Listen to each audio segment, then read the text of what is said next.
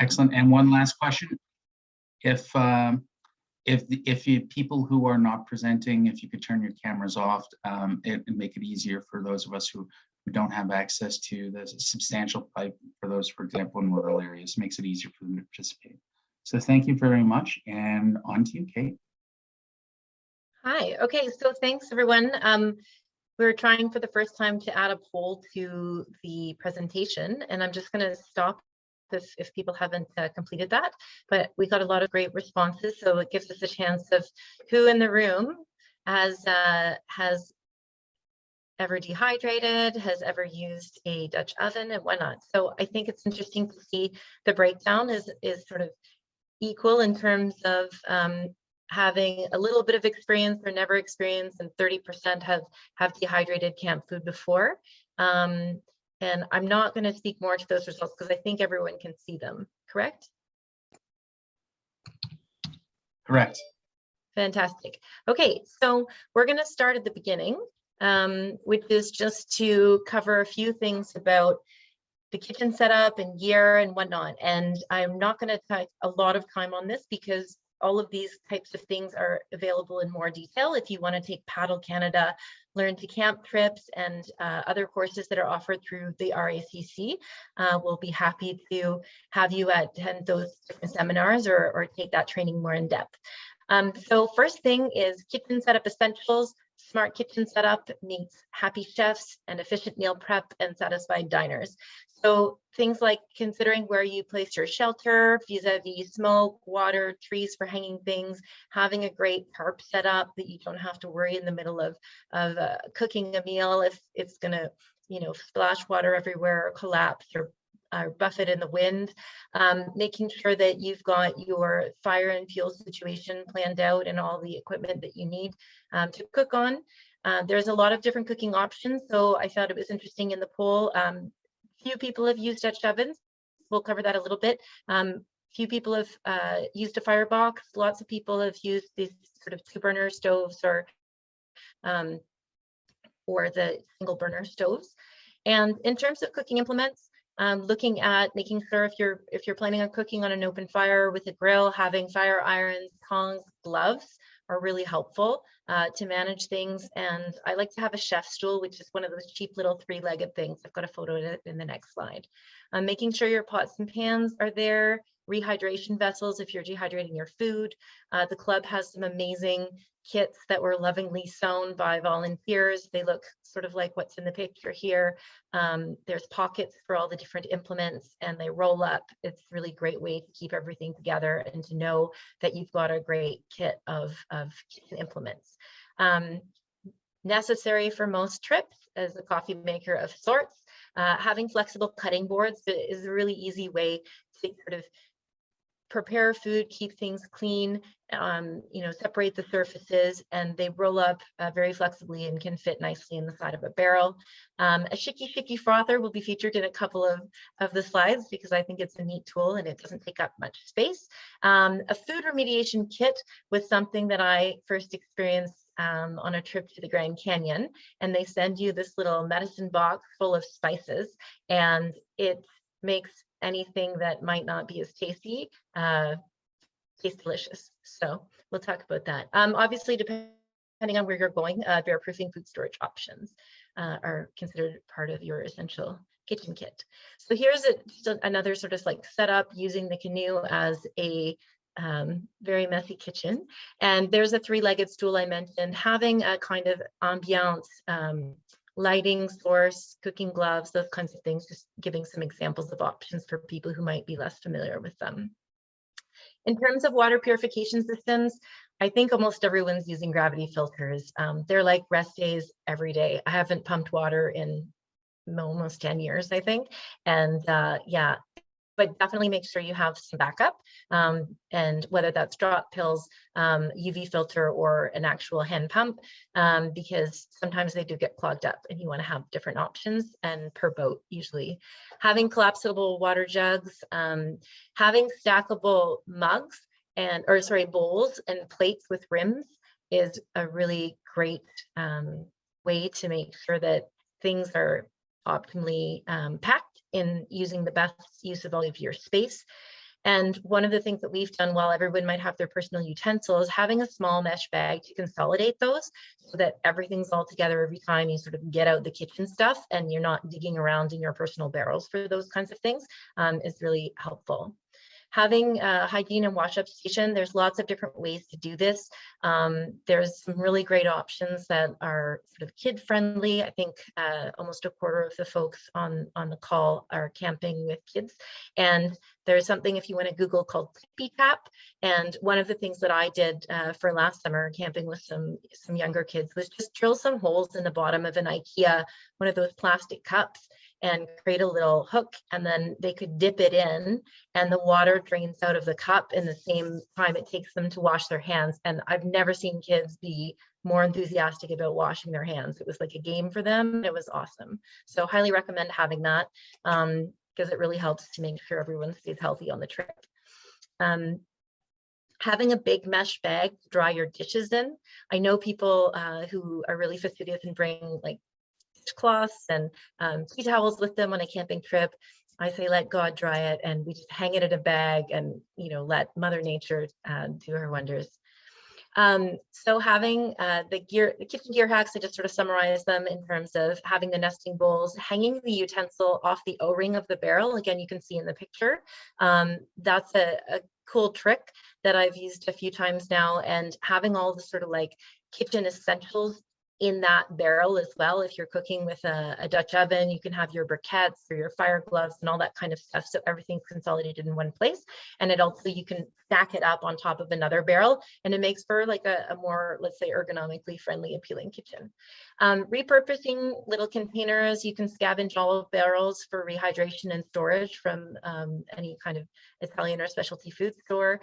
There's lots of other creative ways you can sort of repurpose different containers to use in camping. So here's the picture of the shiki. I call it shiki. I don't know what it's technically called, but you can use it for lots of things. It's very small, it squishes down, and you can stick a fork in it and make it into kind of like a regular whip.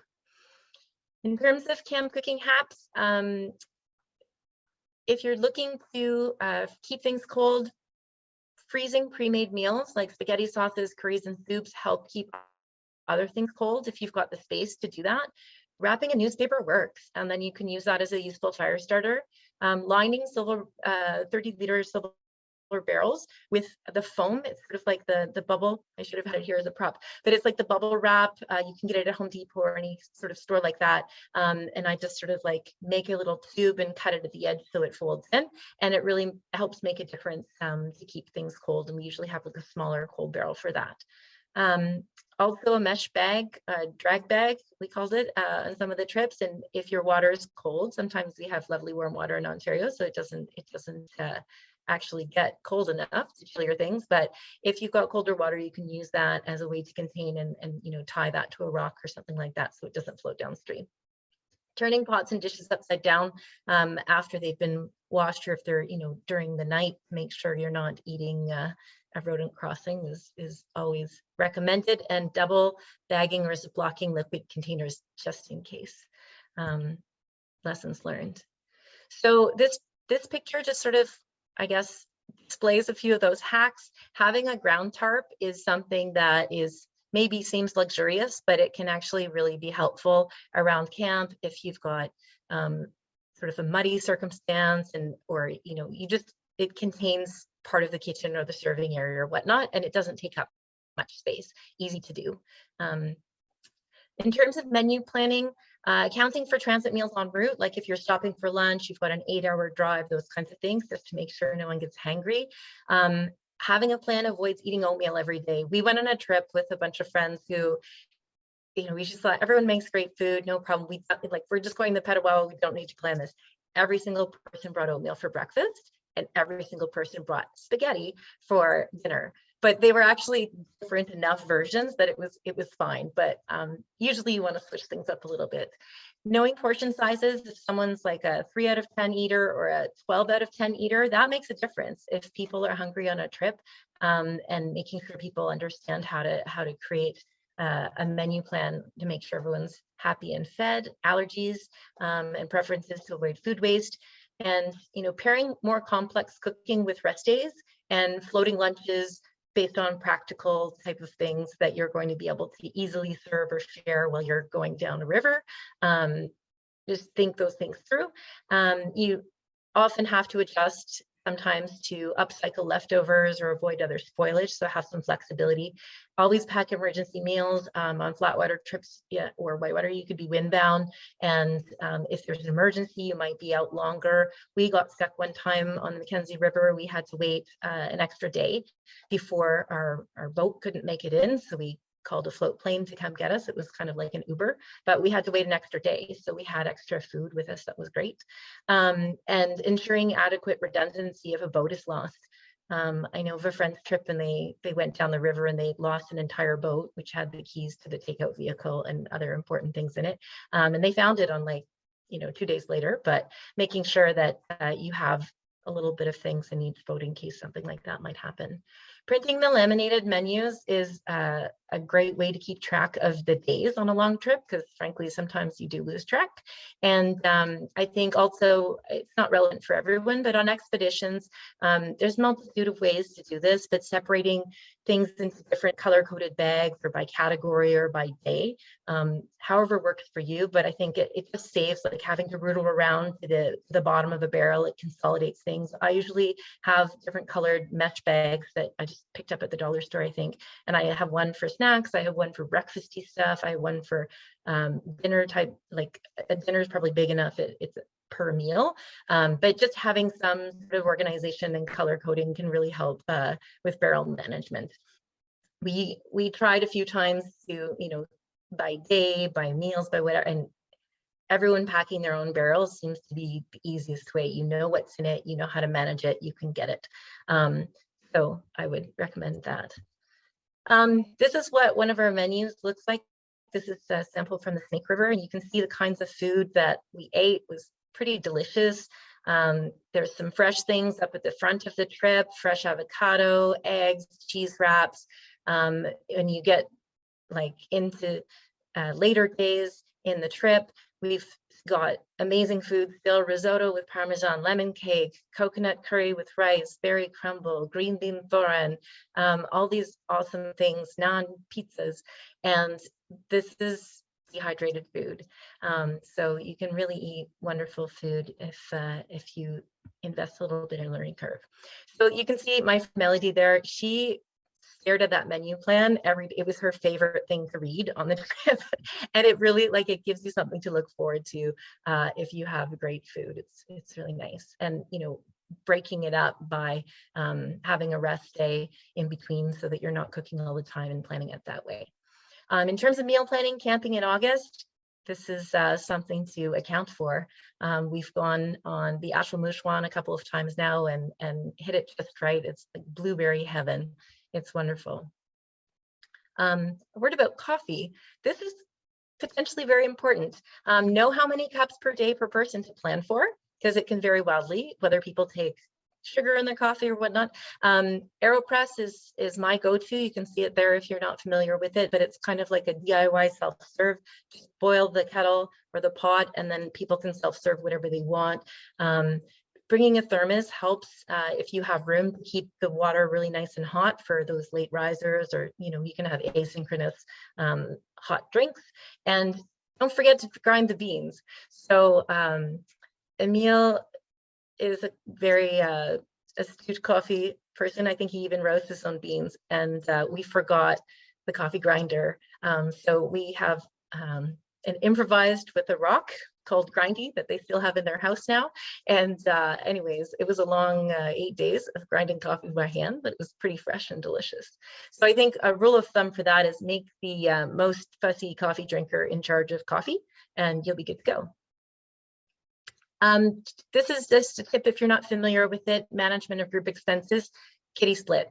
Google it. It'll change your life. It's just dead easy and super user friendly, and it's free. You can donate to them because you love them, and yeah, it's the easiest way to do it. You can subdivide, if only a couple people paid for whatever, or someone carpooled with someone else. It's really, really easy, and it programs everything. In terms of eating, DIY assembly allows for food preferences, asynchronous timing. Sandwich factories are a really easy way to deal with that. Normally, if you're rehydrating, you get a rehydration rhythm. So at breakfast, you put stuff in the rehydration vessel for lunch. At lunch, you put the stuff in for dinner. If you need to sort of like speed up your cooking process, it just makes it easier that way to not have hangry campers. There's another example of just sort of like DIY self-serve, and then I'm still back there cooking as people have started to serve in the first rounds. In terms of Dehydrating Basics, the best advice I ever read was double the recipe, eat half of it, adjust the spices to taste, because you always lose a bit of flavor when you're dehydrating, and then dehydrate the rest. It'll change your life because you can adjust, what it's going to taste like on the trail. It's tried and true. You don't feel like you're slogging away just cooking because you're actually eating a meal and enjoying it, and then hopefully your trip is a little while down the road, and so you can enjoy it again. It's ready made. It seems like a lot of work up at the front end, a little less if you're eating it anyways at the time, and it's amazing on the trail. You just literally kind of add water, and there's way less to do, and it's consolidated. It's been, a lot of times where people dehydrate like bits and pieces of their meal, and sometimes that makes sense, but having meals where the whole shazam is dehydrated, and it's a really great way to go. The biggest thing is just make sure you're not having a lot of oily things. You can have something that has a bit of oil. You can have something that has dairy. I've done like a red pepper goat cheese pasta sauce. It's delicious. I've done, trail taco, black bean mix with cheddar grated in. All of those things are totally possible. I've done like a tahini cashew carrot salad, like curry. It's delicious. With those kinds of things that have a bit more oil, once I've dehydrated them, I keep them in the freezer until I'm ready to go on my trip, just to make sure that they don't spoil, and they will keep for the duration of most trips, unless you're gone for like a couple of months. The biggest thing, just make sure like things are cubed into consistency so that they dehydrate equally if you're doing like that full meal thing, and don't overload the trays or mix flavors. There's lots and lots of information online on how to, and YouTubers, so I'm not going to spend more time on that. Carrots and cabbage will crisp up like fresh. Salads, it'll change your life. It's amazing. Marinating and dehydrating oil-free dressings into salad makes them super duper tasty, and then sort of add some oil on the trail if you want, and you can pack the dressing if it's with oil in separate nanteens. In terms of backpacking, Ziplocs can be just as good, and a hack that I learned from someone else is like sometimes there's pokey things, so it's hard to keep them fresh and sealed. Wrap them in a couple layers of paper towel before you backpack or Ziploc them, and that will protect the bag from piercing and spoiling.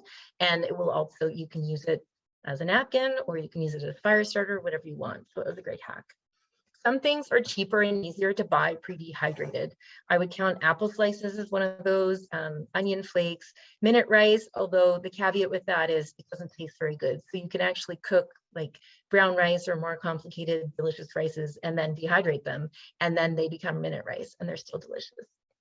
Costco chicken flakes is a great hack that I learned about, and I'll take some and I'll put sweet chili sauce in one, I'll put some hoisin sauce in another, I'll put some like fajita taco type mix in another, and dehydrate them separately. And then you've got like ready to go instant sandwich filler for your wraps or your tacos or anything. In terms of Dutch oven, why Dutch oven? This is why. So, fresh baking is such a treat on a trip.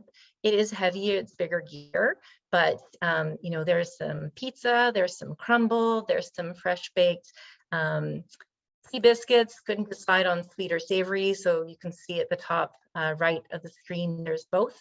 Yeah, really great things that you can do. There's a lasagna down in the bottom center there. It's worth learning about if you want to experiment. The club has some Dutch ovens. There's some technical information. You can look all this up on the email. So I'm going to sort of move forward into some other breakfast favorites. So roasty is a great easy breakfast. That's in the top right there. You can soak a package of dried scalloped potatoes overnight in a pot, fry in oil, add onion, fried onion flakes, pre-cooked bacon, some Gruyere Montal cheeses and other spices. That easy, super filling and delicious. You probably want to cook it on a rest day though. Shuka or Huevos Rancheros, easy to do, one pot. You sort of boil a bunch of salsa, mix with different spices, and then drop the eggs into it. They cook. You can spoon them out by serving into a ladle, into a tortilla. Easy and delicious. Waffles, berries, and bacon. I sort of pre-make and freeze my own waffles, and then frozen berries sort of keep each other cold. You can have it on day 2 or 3. Just reheat it on a frying pan with some tin foil, add some pre-made bacon strips and the fresh berries, and it's delicious. Don't forget the maple syrup. So there's some things easy to buy. I just got some pictures of products. Baby food actually is another hack. So there's some sweet potatoes, it's baby food, but if you want to use it for something. In terms of eggs, you know, over easy, there's some really good products now. I'm going to sort of zip through because others are covering some of these things. Whole milk, not all made equal. So these are, Nido is one of the tastiest. Try it before you go to make sure it's not rancid. I had a dessert that needed milk and my milk was off and we all suffered and threw it out. So that was a lesson learned. And the shiki is great for milk. Lunch, I've already talked about sandwich factory, super easy. So like easy spreads, artichoke, hummus, mustard, chipotle, mayo, cheese, summer sausage, pepperette, shredded chicken, cabbage, carrots, sliced onion. I mean, all of these things are like the same deliciousness you would eat at home. And these are easy to take on the trail. You can rehydrate cabbage and carrot slices. You'll never even know they've been dehydrated. Poke bowls, super easy to make and throw together. In terms of snacks, there's lots of things. Oops, I forgot to edit the slide. But you know, Cajun mix is one of my favorites. I've made these, I call them bear turds because they're not quite power balls. They're easier to just like squish and not fuss around with them. But you know, chopped dates and prunes, adding fruit and sesame and sunflowers, coconut, hemp hearts. You can make a sort of the base and then make a variety of flavors. So it's all good. Easy appetizers, the tar pie. So tortilla, sprinkles of taron with some grated cheese in a frying pan. They're really quick and they're really tasty and they always get rave reviews. Charas or tostadas, you can take your shredded, dehydrated, or fresh cabbage. There's some bean dip sauce. I've got a picture of it in the next slide. You've got you know, thinly sliced onion, avocado, salsa, cheese. Delicious. Everyone loves those appetizers. The roast red eggplant dip dehydrates really nicely. It's super easy to make.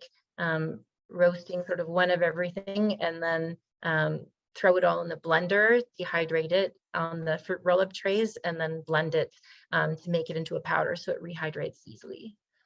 Dinner falafels are easy. It's already dried for you. You just add water, bring oil for frying, and the same kind of things like cabbage will rehydrate. You can bring some dried hummus, some tahini sauce, peppers, red onion.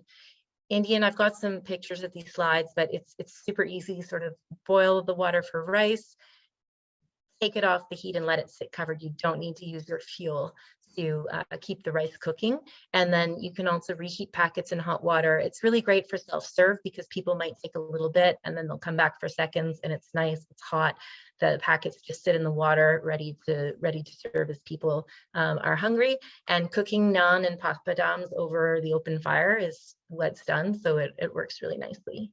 Poke bowls we talked about. So here's some of the easy things for Indian. You can pick them up at lots of different places. Some of them are cheaper than others.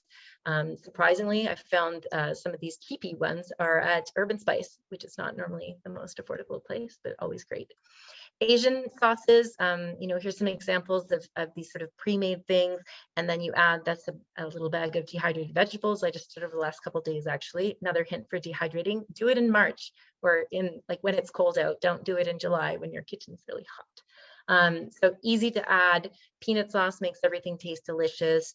You can also bring some hoisin sauce.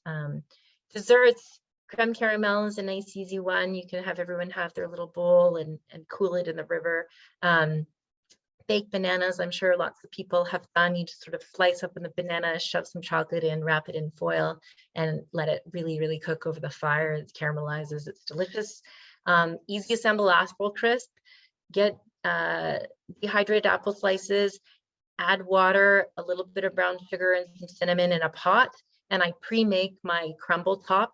I make it like a big oatmeal cookie, and then I bring it in a bag and just sprinkle it over top, and it's delicious and easy. Slime pie, no bake. Press graham cracker crust in with a bit of butter. Once you add limes to the sweetened condensed milk, they congeal. And so that's kind of interesting. And then it's, yeah, I've had lots of rave reviews of that. So here's a couple of cookbooks that I would recommend. A Fork in the Trail is like for salads and dehydrating stuff, has some really, really great ones. You can also do them online. Black Feather Cookbook has some great ideas. And the next few slides are just like a few different samples of dry goods. So gnocchi, it doesn't need to be refrigerated. You can bring a package and cook it on the trail. Falafel mix, hummus, dried vegetables are one of those things you can just throw in and get them easily at a bulk food store. PVP, ham parts, have lots of protein. Here's the Kirkland chicken breast can. And so at the bottom left, you can see not all canned chicken is made equal.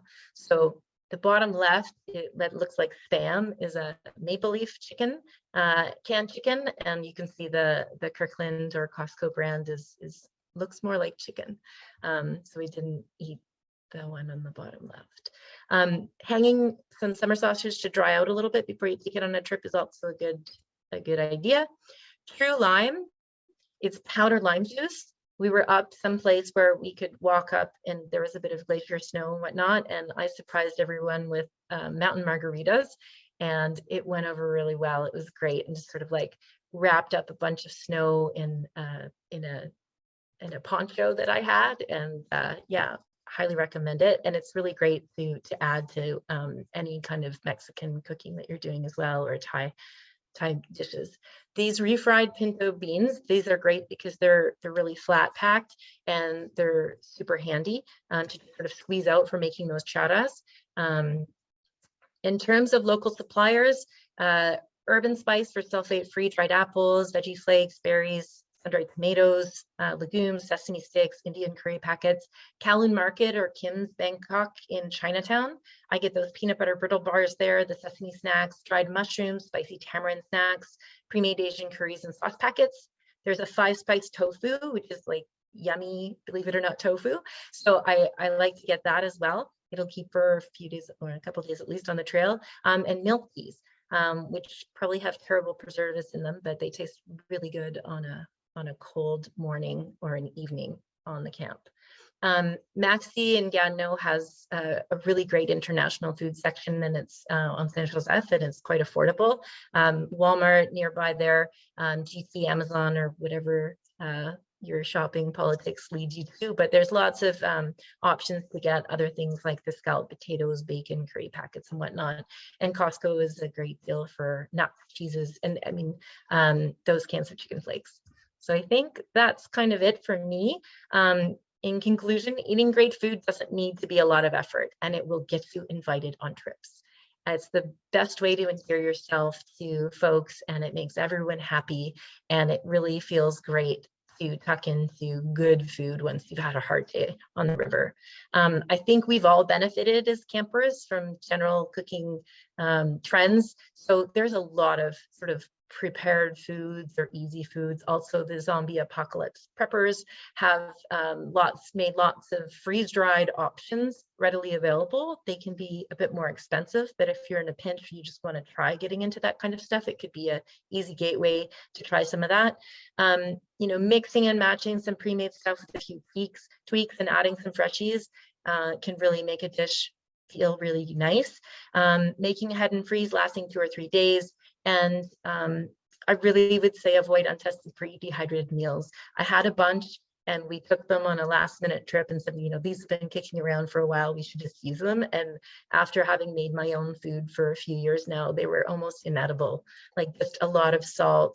And it's really nice to know what's in your food and what you've put in, and do things according to your taste and preferences. So that's it for me. Thanks for listening, and I will look forward to the rest of the presentations. I think we've got some really good compliments to everything that was covered there, but I had like the big chunk with all of the gear and the setup. So I'll pass it off and stop sharing my screen. Thank you.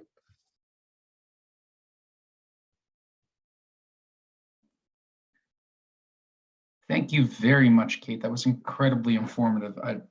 I myself came up with a bunch of ideas. I've got a whole page of stuff I've written. So next up is Mark. Who's next up? Was it Michelle? Yes, that's me. Hello, Michelle. Please, the floor is yours. Okay, I'm going to try sharing screen and doing my thingy here. Hang on.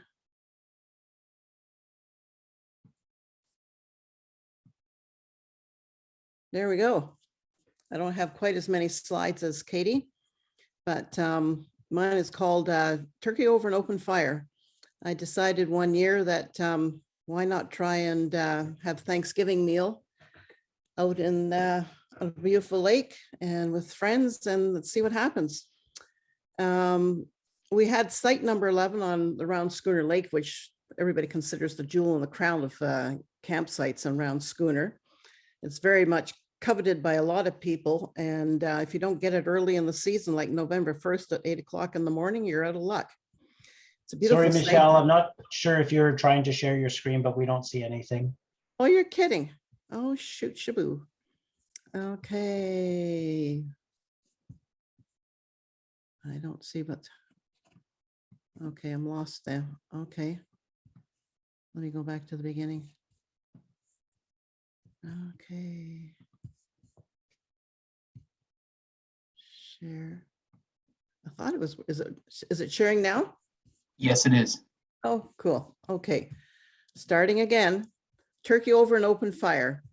And as I said before, I'm always trying to get site number 11 on Round Schooner Lake in Frontenac County. It's a very hard site to get. It's coveted by everybody. It's the most beautiful site you can get there. It's got a 360-degree view so that you can see the sun rising, the sun setting, and it's got a beautiful rocky outcrop where you can sit and soak up the sun and just enjoy yourself. There's lots of rooms for tents and a really nice beach to land on. The weekend that I had decided to do it, we had 9 people on this campsite. I posted the trip and I got a really, really good response. And later on, I turned out and found out that you're only supposed to have 6 people on the site. And I claimed ignorance. And when the park warden came along for a visit, luckily a few of our campers were away, so he didn't know we had 9 people there and nothing horrible happened. Anyways, the day that we decided we were going to do our turkey, we had to have a good smoldering fire with barbecue briquettes, and that required stoking the fire with lots of wood, which we actually had to bring in because we didn't think we'd get enough from the dead wood because it's pretty well used up. And this is the site. I do a lot of photography, and I do have the ability to change the banner with the Facebook site with the club. So these are some of the views from that campsite. That's absolutely gorgeous. And during the day, we're able to explore the lake. We could hike behind the camp, or we could explore Mackey Creek at the upper end of Round Schooner. It's been blocked for several years by deadfall, but the last couple of years it's been opened up, so you can actually paddle all the way to Centennial Lake if you want. And we had gorgeous weather for the first 2 days. Even some hardy souls are in swimming because the water was actually still warm enough. It's a couple of other photographs early in the morning with the mist coming off, and then a beautiful scenery in the afternoon during the day. Anyways, as far as the actual meal went, we had 9 people, so we're able to divvy up the chores and the meal for Thanksgiving between everybody. We brought in a whole frozen turkey, and we brought it in a blue barrel, and we kept that blue barrel in the bush away from the heat and the sun, and it thawed just in time for us to cook. So on Saturday, we had Richard and Gabby on the trip, and Richard happens to be an exceptionally good cook. So he was willing to chop up the turkey into various parts and put it into tin foil that we would be adding to the coals. And I ended up being the lucky person who was wrapping the pieces of chicken. We wrapped up potatoes in tin foil and baked it in the coals. Other parts of the meal were in aluminum pans, so they were placed at the edge of the fire pit to get hot, but not to cook, since most of that part of the meal had been pre-cooked. And our ever resourceful Jersey, who brings an awful lot of his own sort of handmade equipment. He set up a little barbecue with a roasting pan so he could cook some of the pieces directly over the coals. And as it turned out that the following year, we decided to do it over the coals because it really got a lovely barbecue taste. And there was plenty of appetizers, good wine and beer for everybody to enjoy. So here's Richard cutting up the turkey, and his knife is threatening Flossie, but really not threatening Flossie. And here I am down at the bottom here with Richard, and I'm carefully wrapping everything up in tin foil. And there's a few of the other participants who are just sort of watching the process going on. And Richard doing some cutting up of wood, which had to be done to get the coals. So it was an all-day process. And in the meantime, people were off paddling or hiking or just sitting around and enjoying themselves or even swimming. And this one here, this picture up on the left-hand side is what they call a spatchcock turkey. And that's how we did it the following year. But the picture on the right, you can see all the bits and pieces. We've got wood to keep the coals. Oops. We got wood to keep the coals hot. And we've got the various pieces of chicken in the fireplace to cook. And then Jersey on the left there is actually, he created his own little barbecue out of an old roasting pan, and he's cooking some of the turkey right on his own little barbecue. And on the right-hand side, you can see at the bottom, you can see more of the pans that were just at the edge of the cooking fire. And then, oh yes, and somebody in the middle is enjoying a beer. Of course, everybody has to have their beer. And these were the appetizers, some of the appetizers that were being sent around. And then we actually rigged up I guess a serving table, and we had all the different food out there for everybody to enjoy. And the picture at the bottom here is basically what we had for the meal. We had stuffing, we had squash, we had cranberries, we had baked potatoes, we had turkey, we had broccoli, and we had so much food. We actually had enough food for the next day to have a pot of turkey soup.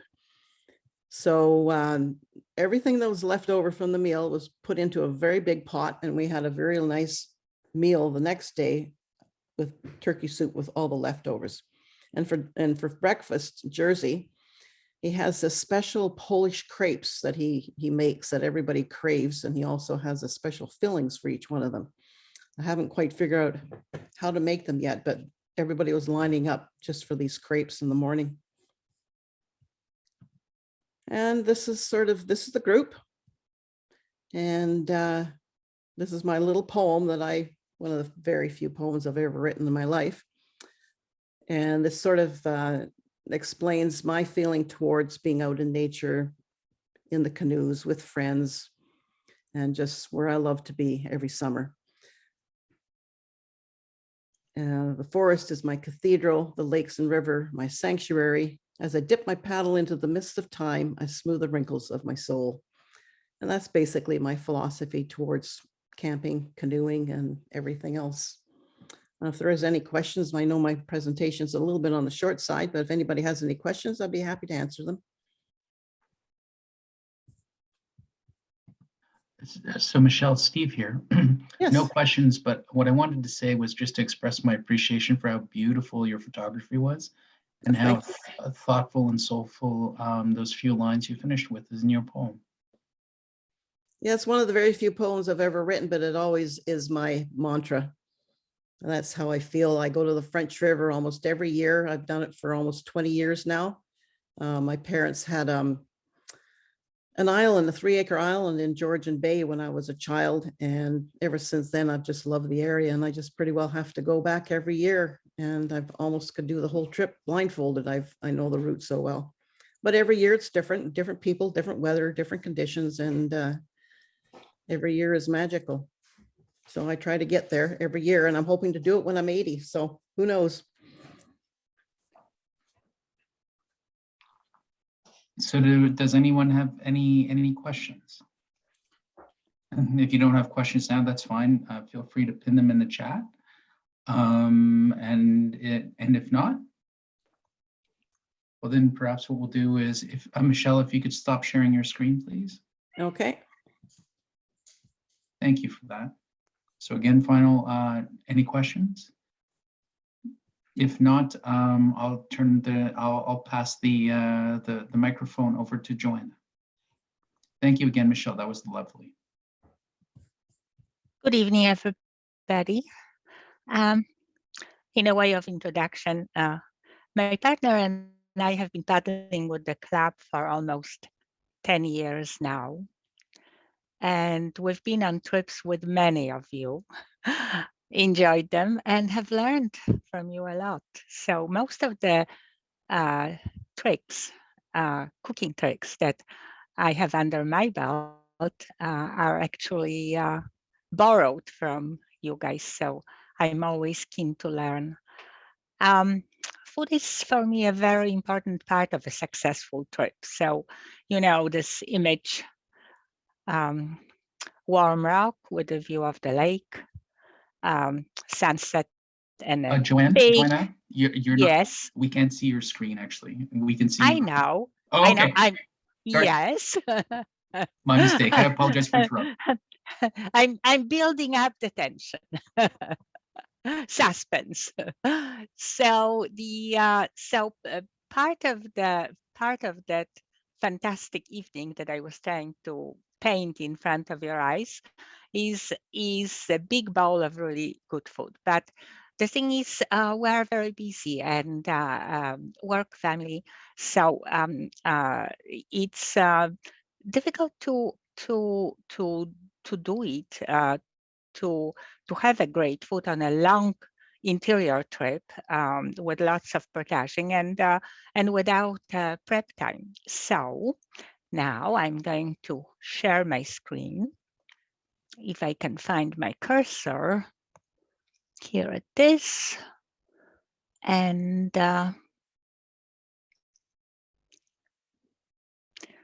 so can you see it now? Yes, we can. Fantastic. So my answer, the whole focus of my short presentation is about easy, because for me, the really successful meal is the meal that is simple yet delicious. So I titled my presentation "Lazy Cook Goes Camping." Now, how to actually have that happen? Okay, now that's interesting. Okay, I have focus. So I have there's a set of what I call them my staples that don't require cooler and don't need to be rehydrated. And yes, they are heavier than freeze-dried food, but on top of a freeze-dried food, having a few of those things like eggs, like salami or cheese, I call those things flavor enhancers.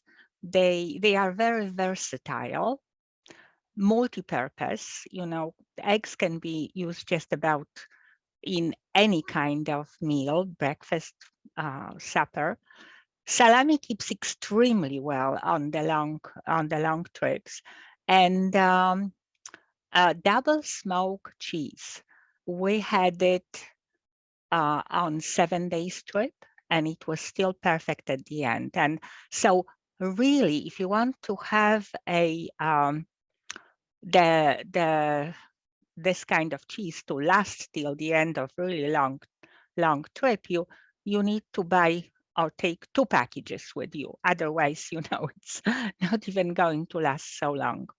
Now, the most controversial probably part of that group of my staples are eggs. And I didn't think it was possible to go on a interior camping trip with eggs until we went for our second trip with the club, with a group of very experienced paddlers to French River Delta. And there we were served a couple times scrambled eggs from fresh eggs. So I thought, geez, this is genius, and we're going to just adopt that idea. Now, one thing that I have learned, important, buy free run eggs.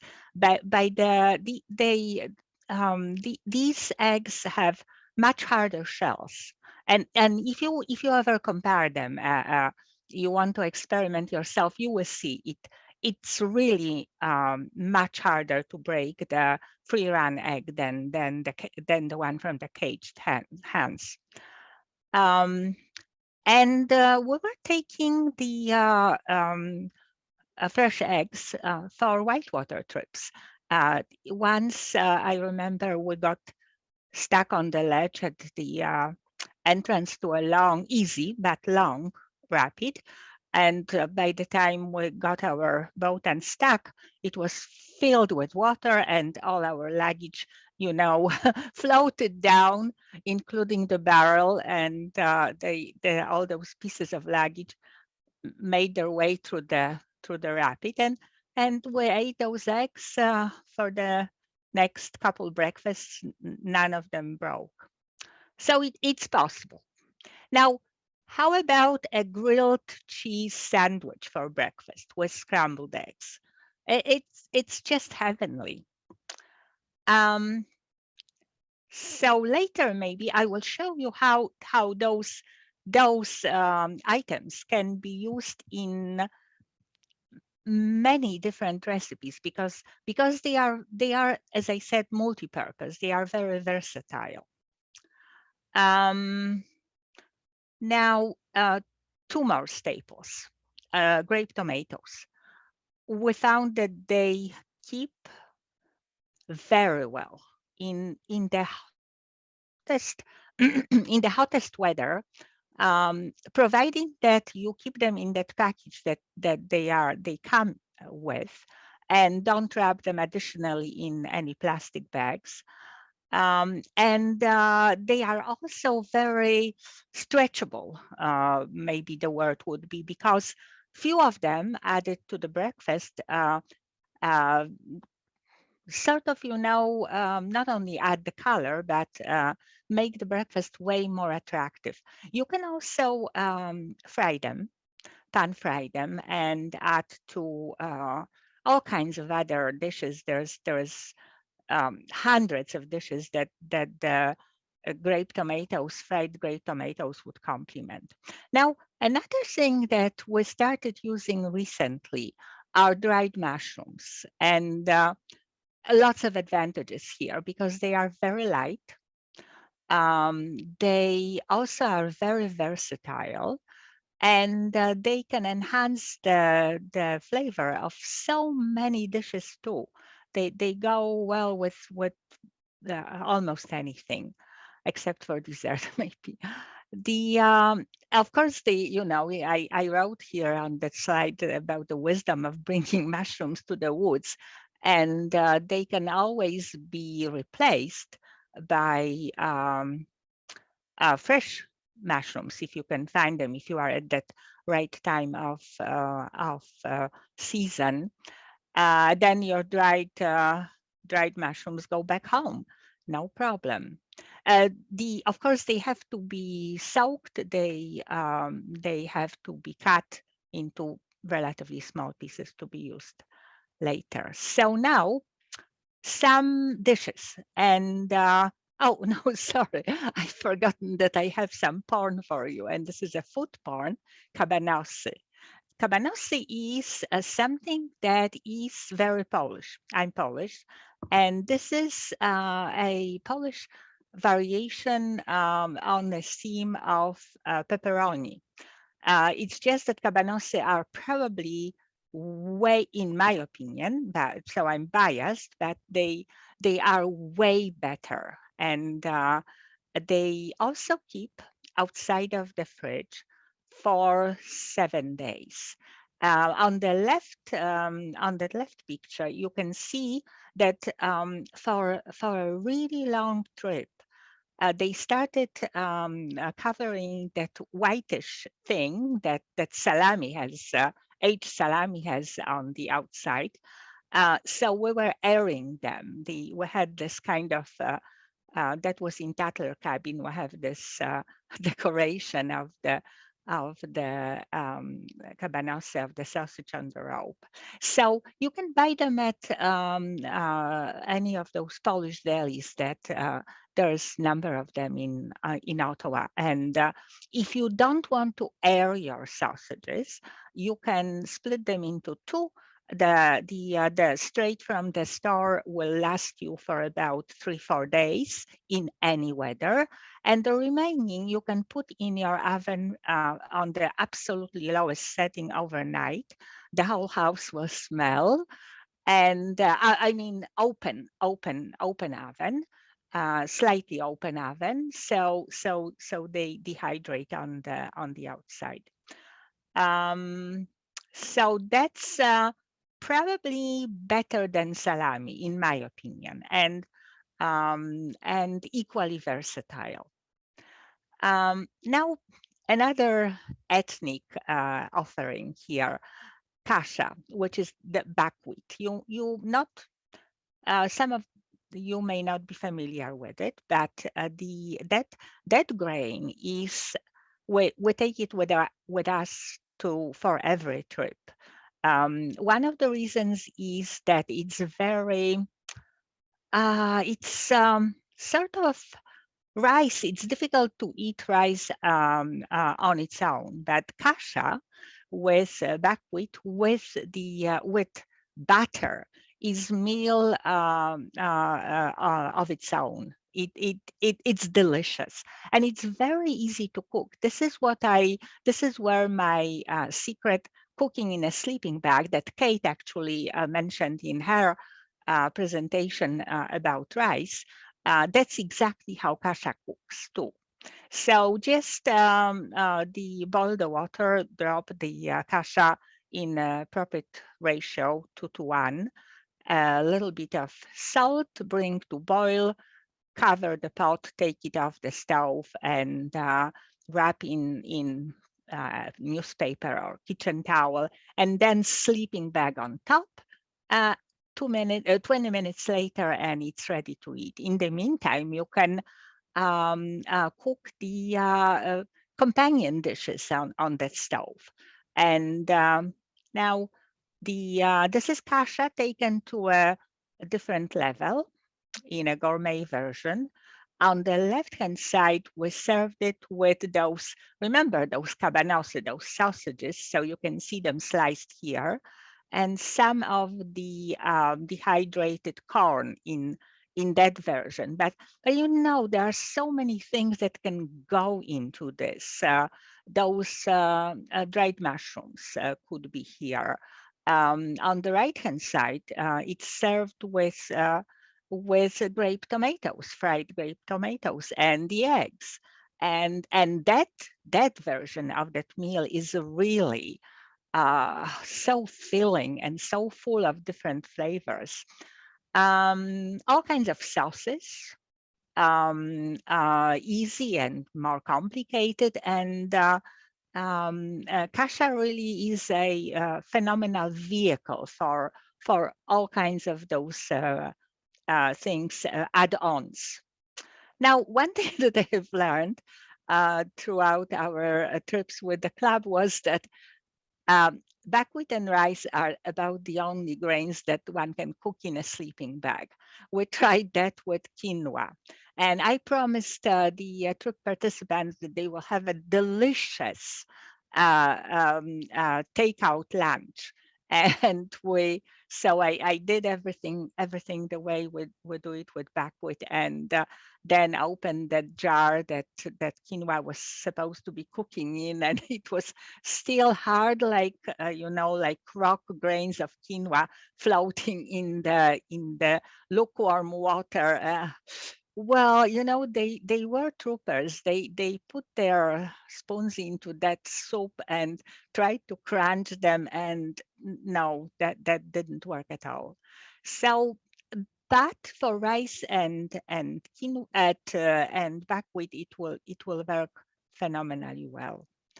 So now another easy and a very versatile dish, soup, and that soup. Um, Comes in two different versions. It can be super light, all your veggies that go into that can be freeze dried. Here I have a selection of veggies from the NutriStar 6-pack boxes that I bought at Costco. These veggies are very good quality. Then you add to it either the chicken from the can, if this is the kind of the trip that you can take that with you, or dehydrate that chicken, or the chicken broth cubes. Usually for some starches, rice noodles work very well. And then for a really interesting twist, sort of Thai flavored twist, we were adding the coconut, powdered coconut milk, and or the creamed coconut in sort of like blobs. And I saw that idea also in Kate's presentation. Remember those sausages? They can go into that soup perfectly well too, instead of chicken. And also the the mushrooms. Mushrooms, of course, will be excellent with it too. Now we took that up a notch on one of the trips, and into that soup we dropped dumplings. Dumplings are also very easy to take on the long trip because it's just basically the flour and spices, and then you make them on the trip and boil. That was a huge success. I remember were very ambitious, and on that trip we also had a main course, but nobody was interested in the main course because everybody wanted to finish the soup. There were no leftovers at all. The next thing that is my recent discovery, I traveled this year, this summer, in a very hot weather with my family to French River Delta, and I again NutriStar freeze-dried fruits, but basically any dried fruit, the one from the bulk barn, which is maybe a little heavier. Here on that spread that I have on the table, there's also prunes, some cranberries. So these are not really dehydrated fruit, but if you can take, if you are not concerned with the weight, that those things can go into this too. And prepackaged for each of those meals into bags. And then just if it's for breakfast, rehydrate it overnight with a little bit of sugar, and just dumped into the pot in the morning, ladle in the pot, and everybody loved it so much for this kind of refreshing part of the breakfast. But on the cold day, it can also be served warmed up, and in the evening, I'm thinking maybe rum, a little bit of rum added to it, would be interesting. And if you are really ambitious, you can actually, once dropping in the pot, you can bring it to boil and add the dumplings, and then it will end up being a fruit cobbler. We did fruit cobbler on one of our trips, not with this combination of fruit, but with the peaches, and that was again a huge success, served with a little bit of sliced almonds on top. Yummy. And now, something that I have never seen anybody else doing in the club, but when I was researching for the French Delta, French River Delta trip, and reading a lot about the voyageurs and Guyot de Bois and all that stuff, I found that the meal that they were mostly relying on was something called Johnny cake. So I did a little bit more research, and it's basically one ingredient: cornmeal, nothing else, plus maybe a little bit of salt and something to grease the pan, if it's cooked on the pan, because the early settlers and the voyageurs, they were cooking it on the hot stone over the fire. And then, because it doesn't contain any eggs or dairy, once cooked, it kept for many days. So try that. It's fun to connect with that tradition. Oh, and by the way, why it's called Johnny cake, actually nobody knows really, but people think that it might be a New England slang version of the journey cake, which is the British name for some oat patties that were popular there at that time. So that by itself was interesting, but I never really make the Johnny cakes plain. We tried it with some kind of enhancements. So in this version that you see on that slide, we took with us the sun-dried tomatoes, and you can get them in those plastic pouches in olive oil. They keep very well in that packaging. They are fairly light, and then just cut them with knife into smaller pieces. Add the tomatoes and the oil into the dough. In the right lower corner, you see the dough, where I poured both the flavored olive oil and the tomatoes into that. And then I didn't cook them over the hot stones, regretfully, but they on the frying pan, and they can be like the upper center one. You fill the whole pan, or make them smaller and like pancake type. You can see that they don't hold very well. So you sort of have to squeeze them a little bit together. But if we were to add that egg, which that we still have, we didn't break them on any portage, that would solidify the dough. It would make it much easier, pliable. And how much water you add depends on, start with less hot water, depends on the consistency that you want to have. Now, what can we add other than egg to it and sun-dried tomatoes? Of course, those sausages and probably those mushrooms too. Now, grape tomatoes.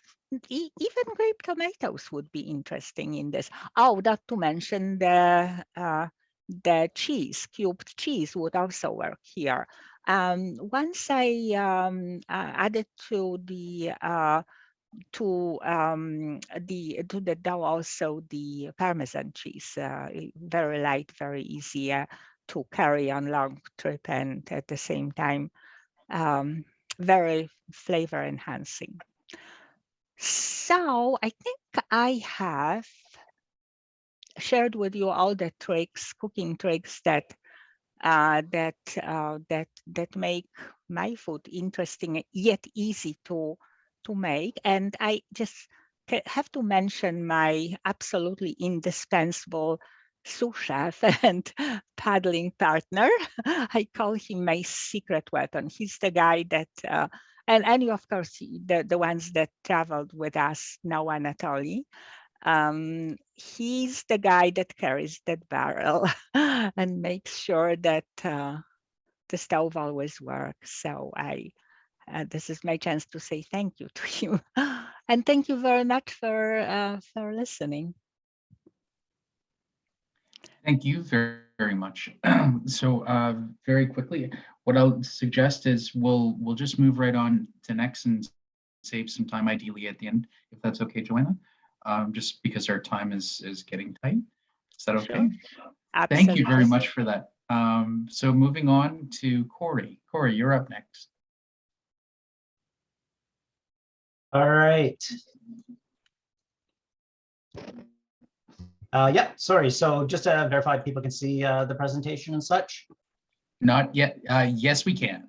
Yes, you can. Okay. Yep. Just making sure before I get started. My screen keeps, I don't know if somebody else is trying to share screens. Sorry, it just, my screen keeps flickering. Stop share. I'm going to stop sharing. Just give me 1 sec. Let me try another browser in case it is having a problem. Right, the screen share was looking okay on my side. Yeah, my screen kept flashing, so I don't know if it was trying to fight something or. Yeah, I don't understand why it keeps fighting me. Okay, so yeah, this is going to get odd. Okay, so I am, sorry, you have to give me a sec. My screen keeps flashing, so I don't understand if it's why it is doing that. That doesn't make any sense. Everybody, it looks okay for everybody else though, eh? Yeah, it looks okay for me. If it's really causing you a problem, you can email it to me quickly, and I can swap out on whatever slide you're at when I get it. Yeah, I'm just going to try doing a full screen share and just avoid try that. So, all right, so everybody can see the presentation. I'm going to stop my video. Maybe that's why. So everybody can see the screen now. I can just say the best sort of for last is, you know, most people know that. Corey, we have white screen now. It just is sapped out. Okay, I don't understand. I'll send a link to Mark. I'm not sure if Zoom is blocking content. That's the only thing I can think of. I've had this problem with other media, so I'm not sure. Let me just try one last thing.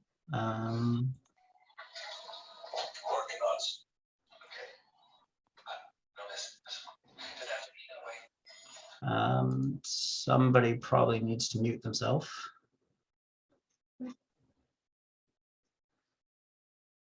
Okay, yeah, I'm going to send it to Mark. Sorry. Let me try yeah, I'm not going to mess around. I'll send it to Mark and see if he can share it and if that solves my problem. Just give me 1 sec.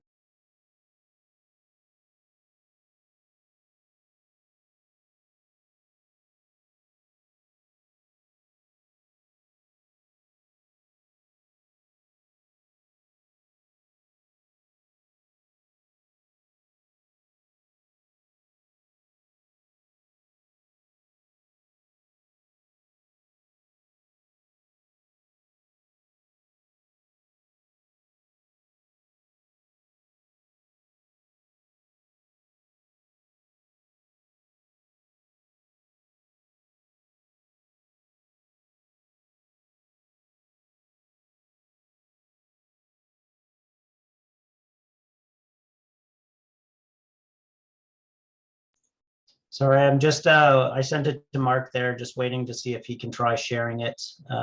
Maybe it's just something with my computer that's really weird. I've used Beautiful AI and Zoom before, so I'm not sure why it's not working. Corey, sometimes it's just the leprechauns, man. Like I had an awful day today with Teams. Like it wasn't functioning at all. It was a struggle. Yeah, it's really hard to try and troubleshoot things in the middle of a presentation as well, too. You test things and things work, and then all of a sudden I know. get on and things aren't working. So Yeah, the best laid plans of mice and men, right?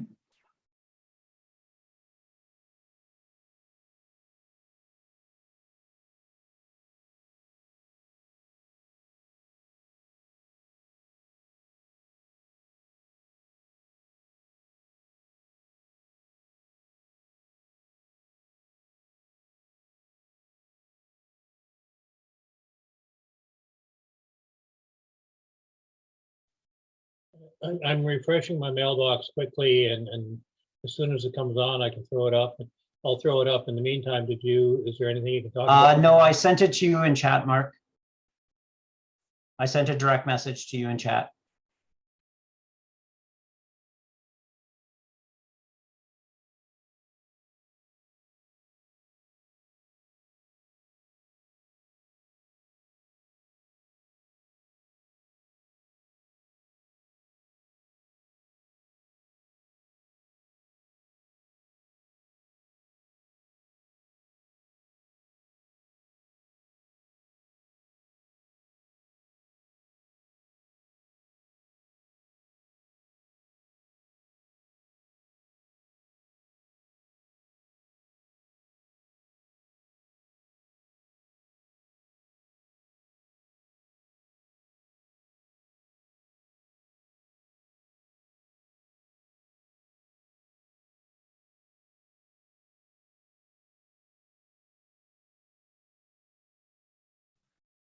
So perhaps I'll just jump in here so we don't have much in the way of some dead air.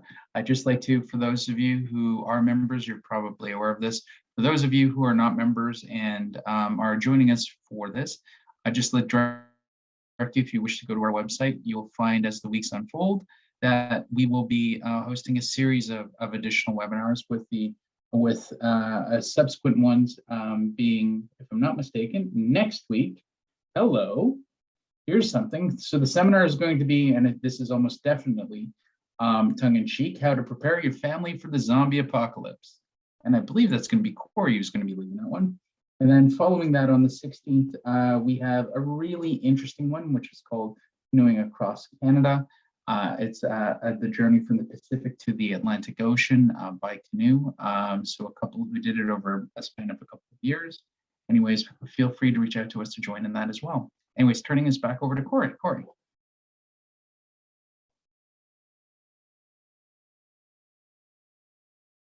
Hi, and I just jumped in and shared my screen because I had the link from before. Corey, if this is the same presentation, if this works, you can just let me know and I'll help out. Oh, you're on mute. Sorry, thank you. Yeah, I'll just call next slide and whoever's sharing can go to the next slide would be appreciated. We'll stay on this one. I'll do quick introduction.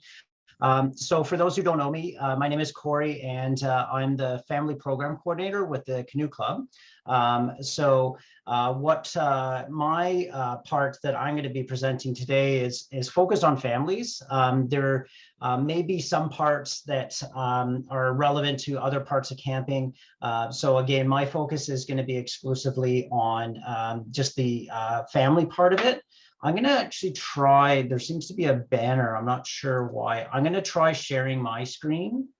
So just give me one sec. I'll try and see. I sent a PDF here. I created a PDF. So, okay. So I'm assuming people can see that.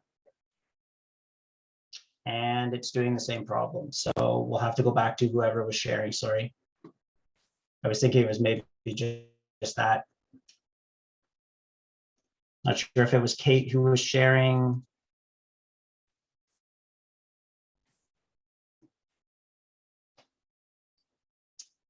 Yeah, it's weird. It's like got a banner at the top there. I'm not sure if there's a way to move the cursor away or something. There we go. Perfect. Okay. Yeah, so my focus on is going to be a week's worth of backcountry camping. So most families can get through a weekend or even a long weekend camping. When you start going into longer trips, that's when challenges might come up. So we're going to start with some of the basics, kind of getting kids cooking and progressing to camping. So we'll go to the next slide.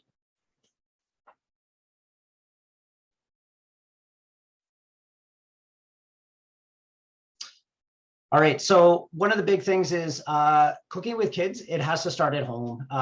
You can't, trying to get kids involved in cooking and setting expectations while you're out on a trip. There's often some stressors and some other issues going on. So one of the big things is getting them involved before you even go on a trip and stuff. So even young kids, as young as 2 years old and such, can help out with different things, both at home and then when you're camping. Everything from just, maybe putting some utensils on the table or putting condiments on the table right up to cooking. So generally I look at doing the stuff at home, and then as they get more proficient at it, that's when we start transitioning it into some of our camping activities, so that they have the comfort of doing it at home in a best case scenario. So then when they go camping, you're just adding a little bit learning on top of that. So we'll go to the next slide.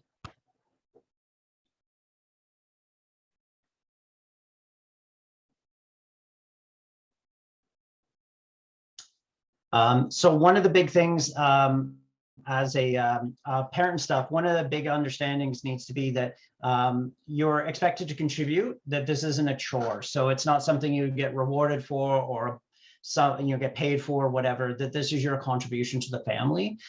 So that's where it comes back to with camping as well too. A lot of the club trips, everybody chips in, which gives those that aren't on cook duty, for example, guilt-free time to go and read a book. So same with the kids and such, that, there's times that, you're going to be cooking, and then there's going to be times maybe the kids when they're older are going to be cooking, and that everybody contributes to that. And that's just your contribution to the family. So go to the next slide.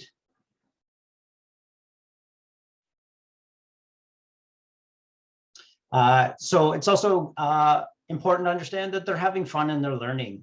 So give them the opportunity to learn, experiment, make messes, that kind of thing. And especially at home, that's kind of your best case scenario. If they make a big mess, it's a lot easier to clean up, and you're not having to worry about that sort of thing, versus if you're out camping and all of a sudden something happens and they spoil everything, and now all of a sudden nobody has anything to eat for the night. So like I said, being patient with them, understanding that they're going to make mistakes. And it's part of the fun of kids. This picture here, my son put all the ingredients in the pot or the mixer, turned the mixer on, and surprise, surprise, everything flew out of it. So, it was a bit of a funny incident that we had, but, it's a learning opportunity. So go to the next slide. So again, kind of one thing to understand is the expectations that are at home are also carry forward to camping. So if kids wash dishes at home, they can wash dishes at the campsite. So keeping that consistency. So same thing as if, you know, those are shared responsibilities at home, they can be shared responsibilities while you're camping. And again, once they've had experience and got comfortable doing some of those things at home, then it's just a little bit extra to learn how to do that when you're going camping and such. So we'll go next slide, please. So anybody, grandparents, aunts, uncles, you know the joy of cooking with kids. It's a great fun activity, and that can transfer to camping as well too. So if you've got you know, different relatives and things like that, that might be a unique opportunity to do some baking with them or do some cooking with them.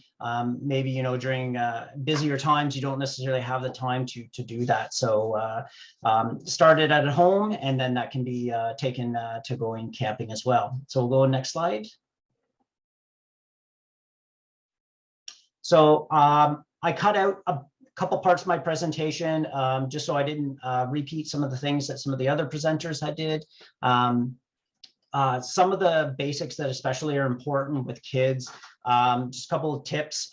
Try everything at home at first. Again, finding out that your child really doesn't like that meal or doesn't like that specific flavors or whatever can be a little bit more of a challenge when you're camping if you don't maybe have other alternatives and whatnot. One of the things you might have to do is expand the list of foods or types of foods that your child's willing to try. If you've got a really picky eater that only eats a certain type of thing, you know, trying to work that at home so that when you go camping, you maybe have some more options available to you. Most of the other people have covered it, but things like dehydrated versus non-dehydrated. So for example, our family, we've gotten into rehydrating beans, learning how to cook those and all that sort of stuff at home so that when we go camping, we can bring dehydrated beans for meals as opposed to canned beans for different things. Another is understanding that a lot of the high calorie, lightweight, compact foods are often going to be carbohydrates. So things like rices and pastas, especially if you've got growing teenagers or growing kids, you know, things like rices and pastas are going to be a great way to kind of fill them up. But that may require some dietary changes. You know, maybe you don't normally eat a lot of carbs, but maybe you make a little bit of an exception for one of your trips. So we'll go next slide.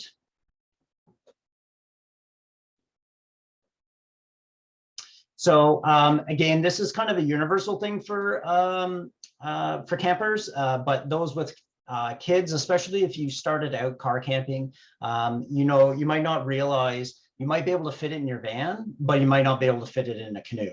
One of the things is having a large cooler, right? So maybe again, you've got this super duper large, massive cooler that lasts a week. Great when you go car camping or you're at a cottage or something, but that's going to take up a lot of space in your canoe. And especially if you're portaging, that's going to be a challenge. So just understanding that we bring a small day cooler and it fits right behind the seat in our canoe, just right. And with that, we cook some prepared meals at home that we've frozen, and then those become day 2 or even day 3 meals because they've kept the other food cold. And by the time it's defrosted and whatnot, then that becomes a meal for that. So again, that was kind of covered earlier, but especially for families, just understanding you might have to change, especially if you're going from car camping to canoe camping, you might need to make some adjustments on what type of perishables you bring. Next slide.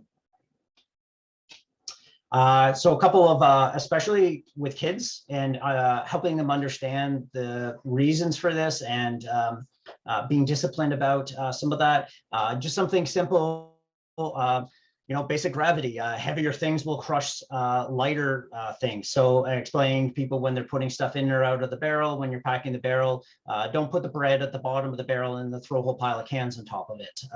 So again, just helping kids understand some of those things that they probably don't think of because they don't have to do the grocery shopping or the packing or any of that.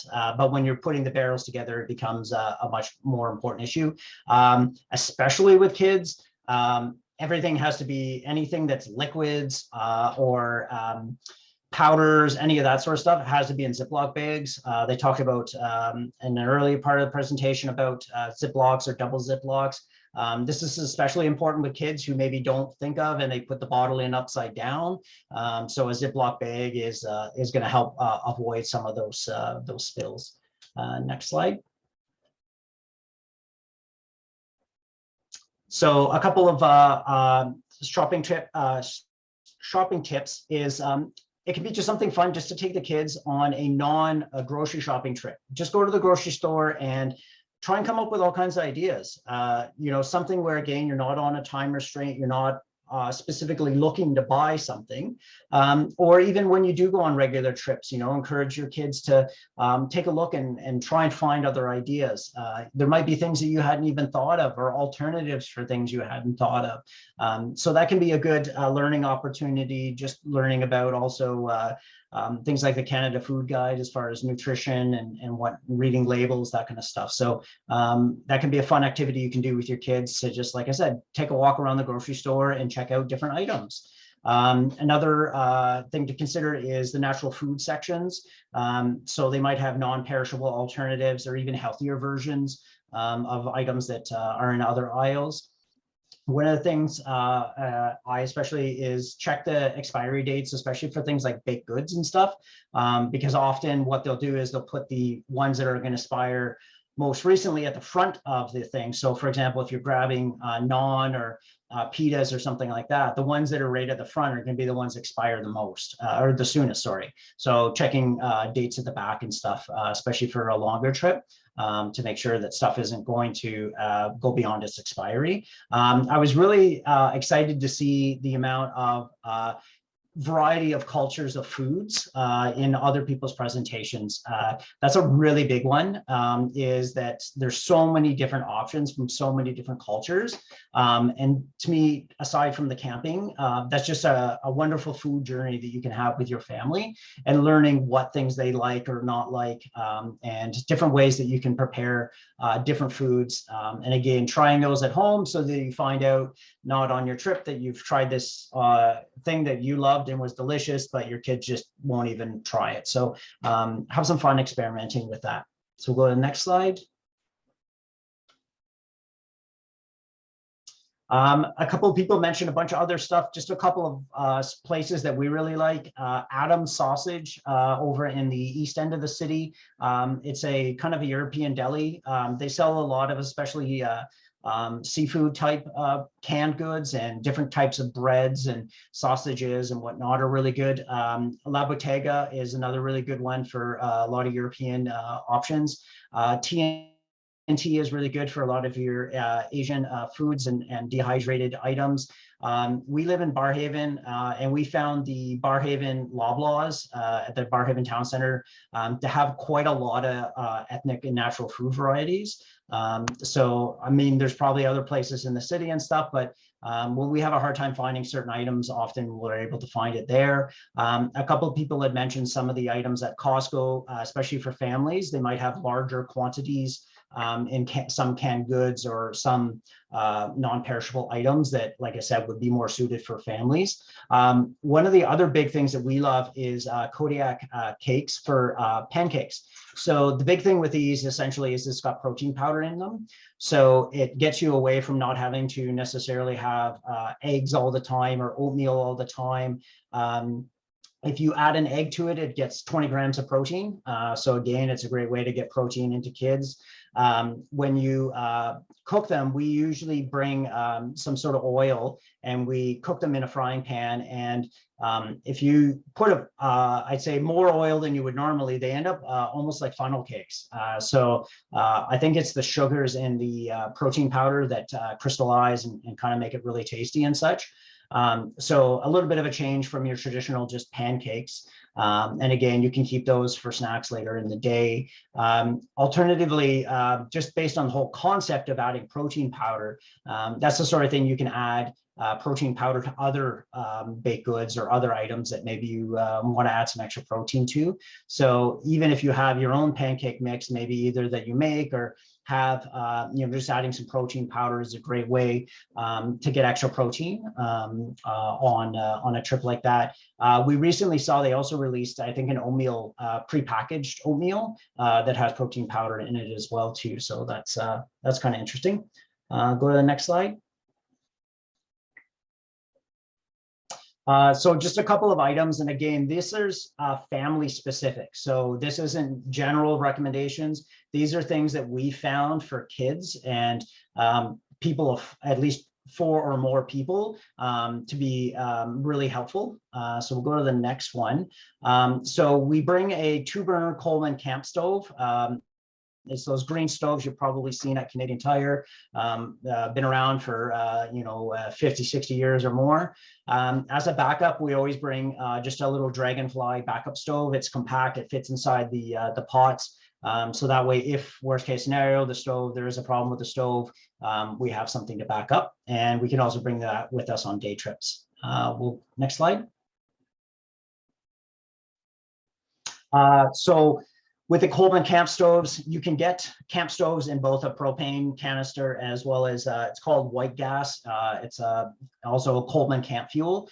We really like that just because it allows us to calculate the amount of fuel that we're going to need for a trip, depending on the type of cooking that we're planning to do and the type of trip that we want to have. So, if you're planning something like a stew that's got to, say, boil for 3 hours or something ridiculous, you can plan to bring extra fuel to accommodate for that sort of thing. I think Mark posted the only downside is you have to replace them every 30 years. What really sold me actually is funny. One of my friends was in the military, and he said one time they had a skid of supplies they were dropping from an airplane by a parachute in a military exercise, and the parachute didn't deploy, so the crate of supplies just came plummeting to earth. And he said those Coleman camp stoves were the only thing that functioned after that incident. So I'm not saying drop your camp stove from 20,000 feet, but it just might survive. Anyways, yeah, so that's a good point. We'll go to the next slide.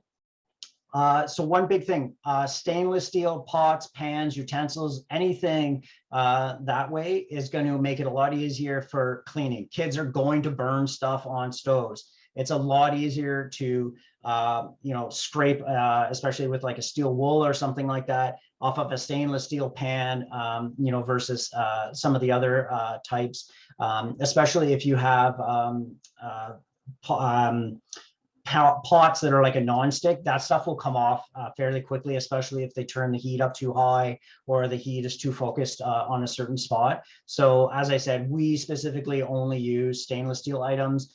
Just because it's super easy. Worst case scenario, you can even grab a fistful of sand, and use that to scrub things clean. So it just makes it a little bit easier. Like I said, when kids who inevitably are probably going to burn stuff, I think we all burn stuff as well. Just makes it a bit easier to clean when you're camping. Next slide.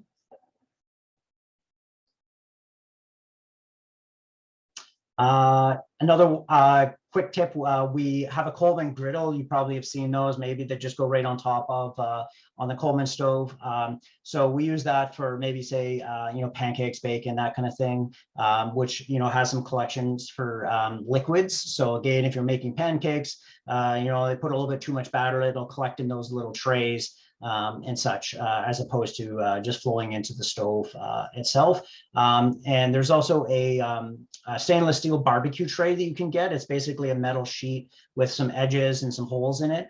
And both of those can be used over a campfire. So that also gives you some versatility when you're cooking to be able to use those for other purposes as well. I'll go to the next slide. So we covered Dutch ovens. I just wanted to show this one as well too. This one is it's a hard anodized Dutch oven. It weighs half the weight of a traditional cast iron. This is the model that the club has. So we tried it out for several years through the club and such, and are planning to buy one this summer for ourselves. So that, like I said, is a lot more lightweight than your traditional cast iron. One of the things you can do with that is also planning your trip where maybe do some Dutch oven cooking on the first day or two. And then you maybe, if you're close enough to the put-in, maybe take some of that equipment back before you start doing some portaging and stuff. We did that on one trip where the first night we did, I think we did like a Dutch oven lasagna, and then the next morning we did something, and then I paddled half an hour back to the the put-in, and dropped off everything with that. So next slide.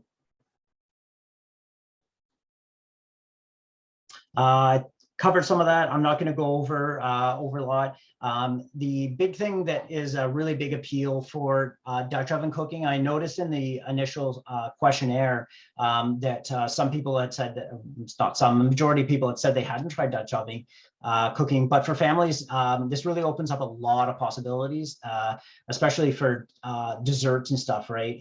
Especially for kids, you know, it's having delicious desserts and really exciting things that maybe they don't necessarily have at home, especially towards the end of trips, is really going to sell them on the joys of camping and such. You know, I think we did on the sixth or seventh day, I can't remember, one of the last days, we actually did like a little chocolate cake. So that was kind of interesting to be able to have chocolate cake on, you know, day 7 of a canoe camping trip. You know, that was kind of interesting. So a lot of the recipes maybe that you enjoy cooking at home or baking at home can be converted to a Dutch oven. And that really opens up a lot of possibilities for fun food that you guys, you can cook and experiment with together. Go to the next slide. So this is another thing that we've really had some fun with, and this really opens up a lot of possibilities for different types of baking. You know, especially if you're used to taking advantage of an oven or you know, even like a barbecue or something like that. Making a stone oven, we're very fortunate living in the Canadian Shield that there's no shortage of rocks. So, you know, this might be a bit of an issue depending on where you're going camping, but traditionally we've had no problems collecting some rocks if there's not already enough there.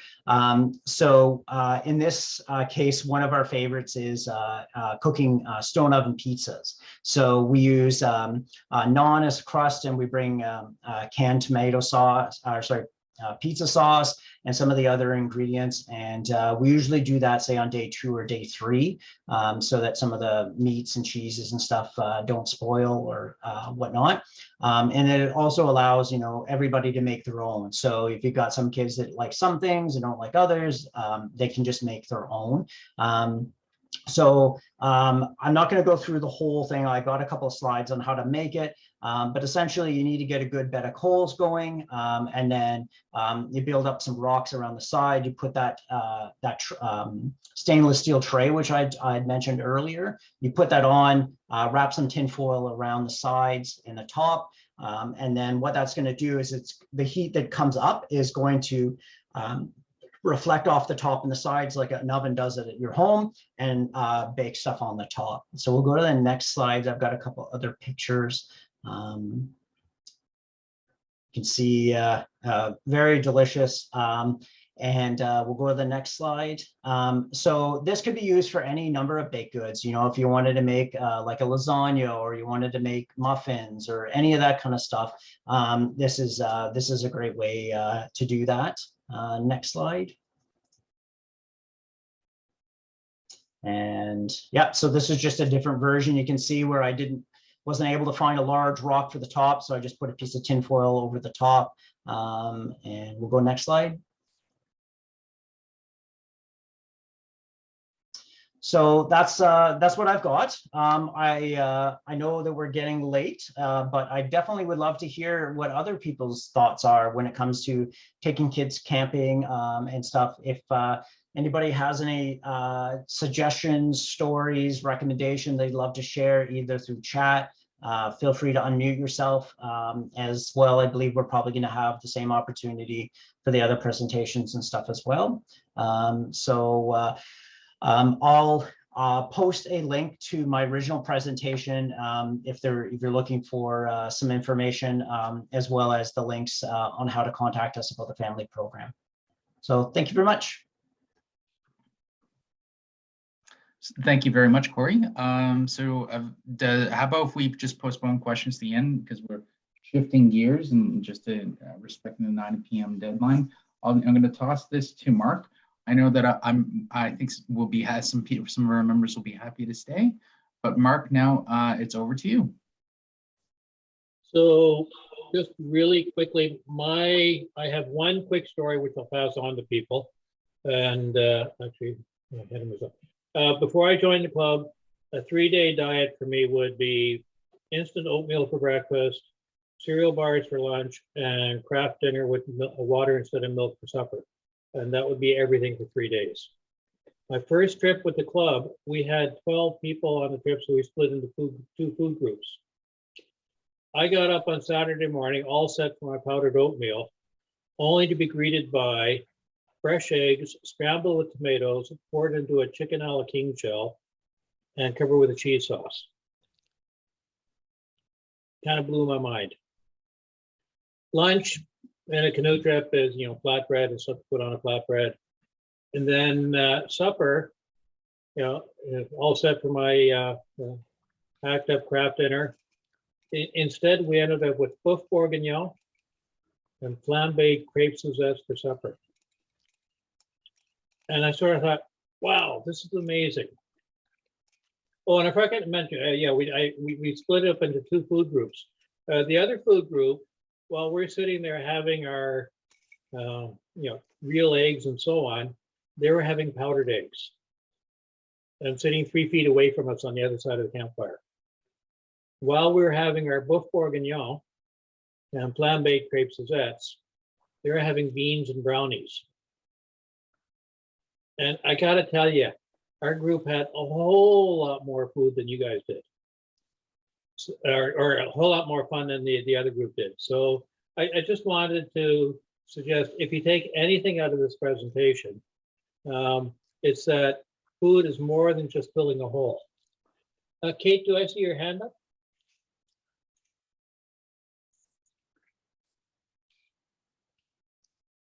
No, I guess not. Okay, so just before we move on, I'm going to do a quick slide share of the upcoming stuff, and then I'll turn it over to Steve for questions and answers. So where am I here? Upcoming presentations. Next week, how to prepare a family for a zombie apocalypse. That will be Corey again.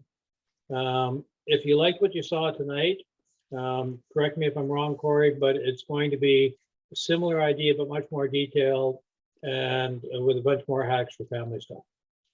No, it's actually going to be more about emergency preparedness and how to get kids out camping and having fun. It's going to be a bit more of a funny, lighthearted presentation. So I hope people join, regardless of whether it's for families or not. Perfect. Thank you, Corey. Wednesday, February 16th. So a few years ago, a couple from Kingston drove up to Ottawa, launched their canoe, and paddled over to the Atlantic. And after that, they flew out to BC and paddled to Ottawa and then back down to Kingston as a fundraiser for one of the local food organizations. So they're going to talk about their experience. They got some lovely photographs, and Steve will be doing an interview. So if you remember Steve interviewing Camper Christina last week, it'll be more of the same. February the 23rd, adaptive paddling. Now, this is something we don't see a whole lot of. I don't know, for those who are interested, it's really interesting. And it's a couple of women who deal with people with disabilities. And their criteria for getting somebody out in a boat, be it a kayak, a paddleboard, or a kayak, or a canoe, is if they're in the water with a PFD, they have to be able to float face up. If they can do that, and they can find a way to get them on the water. So it's amazing how much they can get people to do. Wednesday, March 2nd, we've had Gary do a couple of presentations on search and rescue, what it's like to go out through the woods. This one's going to be from the other end. This is going to be the people from Trenton who fly out in the helicopters. So this is going to be a presentation on search and rescue and so on.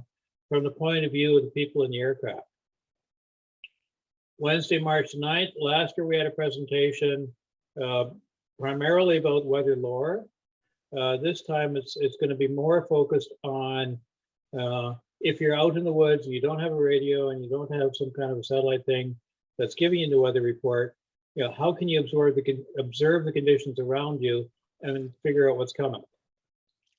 Then our last presentation on March 16th is Dr. Glenn, forgotten his last name, University of Ottawa. Amazing group they've got there on heat research. They get quoted in scientific publications around the world. So he's going to talk about hyperthermia and hypothermia and what we need to know about it. Okay.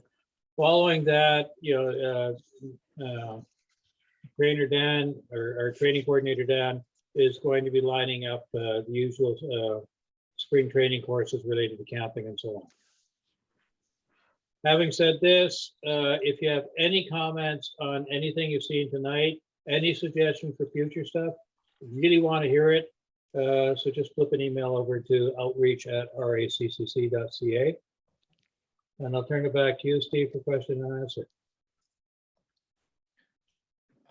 Thank you very much for that, Mark. I was scanning through. First thing I'd like to direct everybody's attention, if they open up the chat function. Some of you may have been as interested in the wooden kitchen box that Corey was showing as I was. And so thank you very much for asking that question, Jane.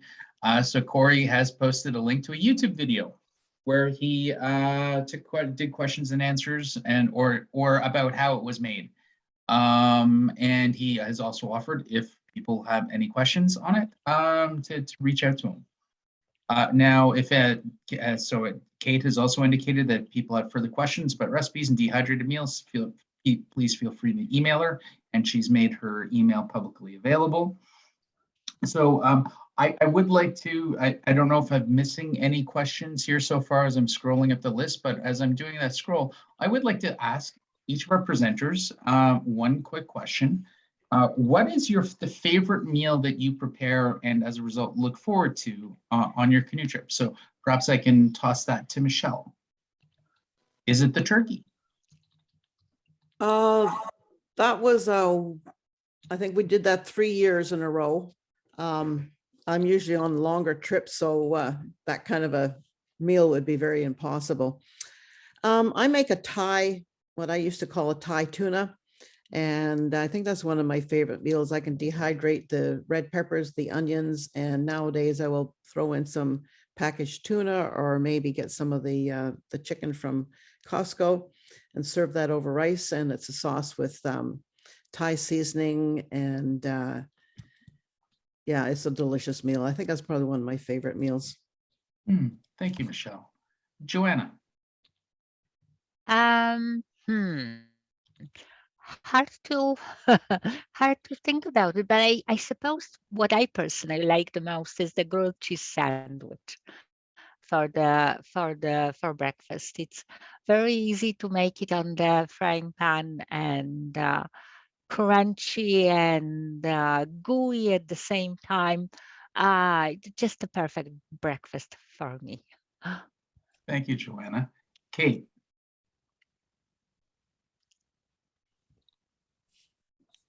Oh, maybe Kate is left. Oh, sorry, I was trying to get back from having pasted Corey's YouTube video in my browser to save it and watch later. I think it's a lot complicated. There's a lot of ingredients in it. It's from the Black Feather Cookbook, but it's Moroccan stew, and it's absolutely delicious. It's got like artichoke hearts in it. It's got olives. It's absolutely delicious. And I mean, you can sort of make ahead and dehydrate, but it's something I've really enjoyed.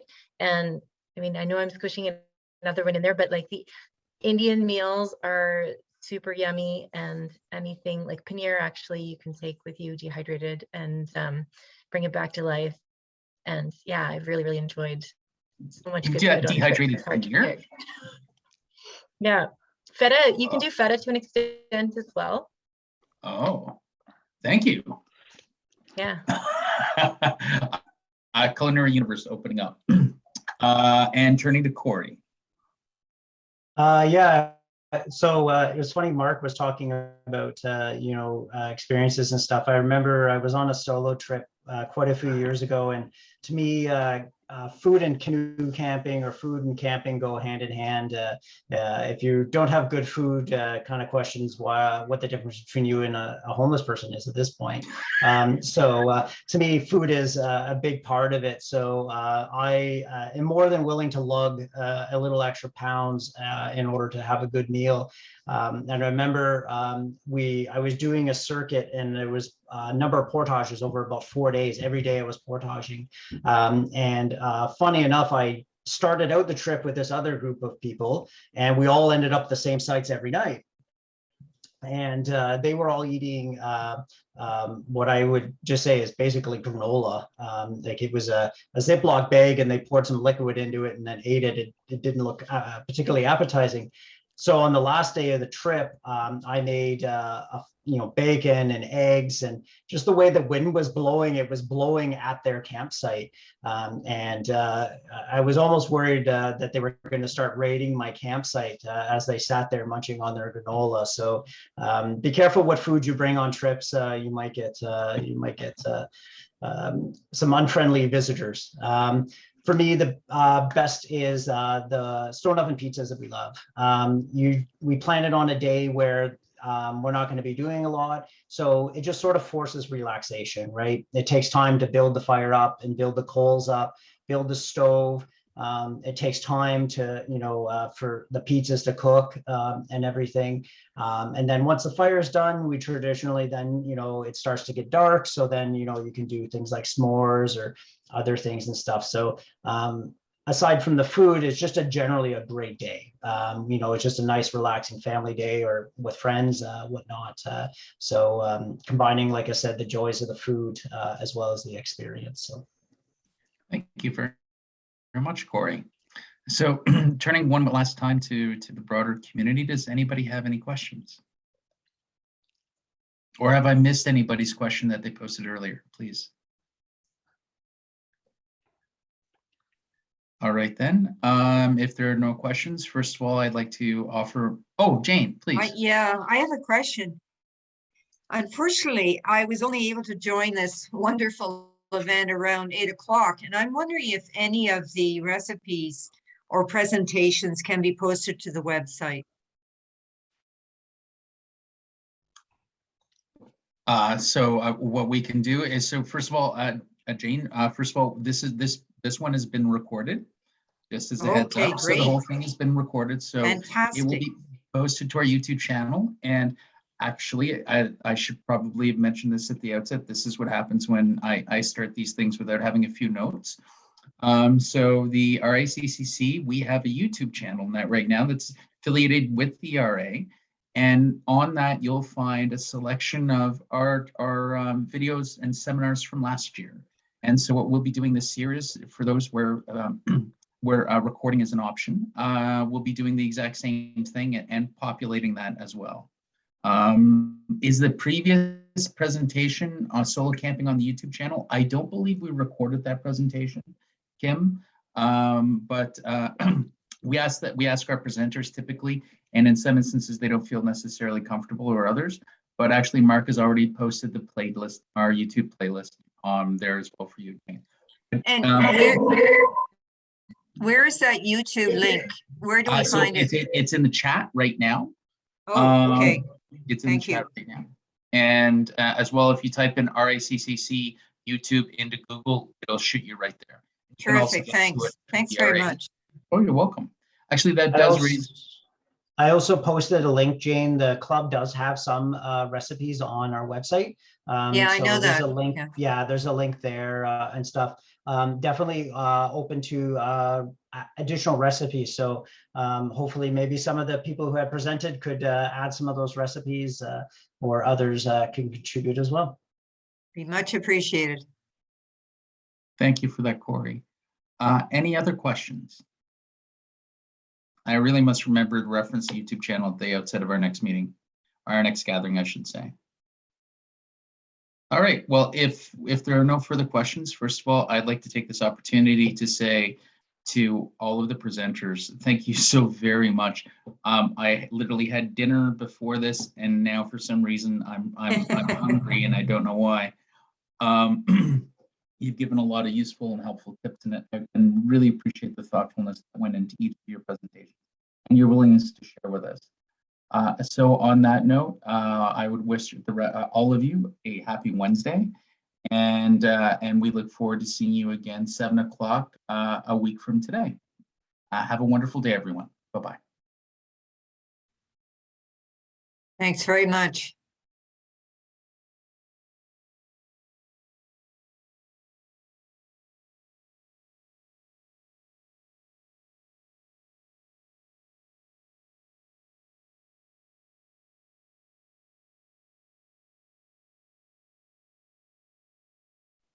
If anyone's interested, there is an executive meeting tomorrow night, and any Canoe Club member is welcome to join. Details are on the calendar on the website.